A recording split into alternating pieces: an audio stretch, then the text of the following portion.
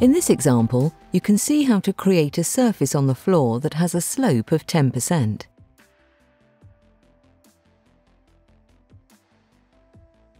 The Add Points feature helps you to select points based on detail or model lines.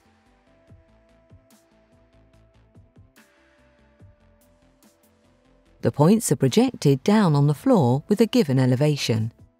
The function works slightly differently depending on whether you select separate separated lines or lines that form a continuous loop.